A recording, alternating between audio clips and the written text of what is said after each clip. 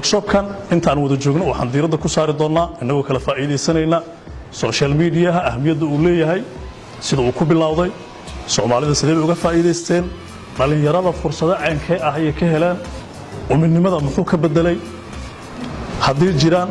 qaybo kamid ah bulshadu iyana aan ka faa'iideysan ama fursad loo siirin ama siyaabo kala duwan oo kale aysan ugu suurtagelin iyana saameyn ugu yeelatay أنا دوم هدعلنا أيرس سوق بقابس شركة وين هالكان كسعودي مقدشة تكسمت وكشب عن قيد وكي هاي مركا أنا وحنا لسه ديجيتال ميديا رول كلها كارنت كلها مجتمع فرصة الشغل نقطة أنا يرد جارهان مركا وحنا حوج صار دونا معلومات اللي جوكتو إن الموضوع حوج عن صار مركا حرجينا أنا كوذا قيد قادرنا هذا وقتي هذا جبنا أنا لسه بلعبه ميبي تدوسنا كهر أول حد داون جنوا والباهين هذا داونا بس ده أخبار داونا حتى ده أخبار سكرف سياسة هذا داونا حتى قصدين عالم كذا عصام بس وحياة لقص دوكيومنتري إيش واحد داون جل تي في بأنه هذا ويس بدي شيء واحد يستعمل السوشيال ميديا واحد كسر والباهين تي بي بي سي every يعني والباهين كسر عالم كالجزيرة AJ Plus everything واحد داون سا on your phone social media كليا معها دنك حرير كأما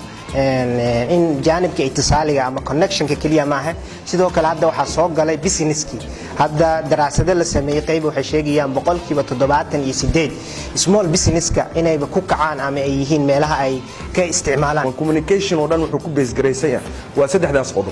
وinform إن information قف كسيسي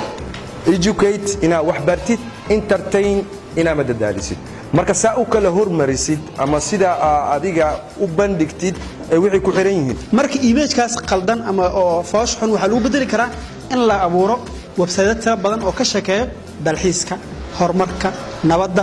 marka kuwaas la abuuro hadhooti Google markii loo diro Soomaaliya wuxuu keenaa laba sawir oo kala gedisan kuwa hore dagaal ah iyo kuwa hadda cusub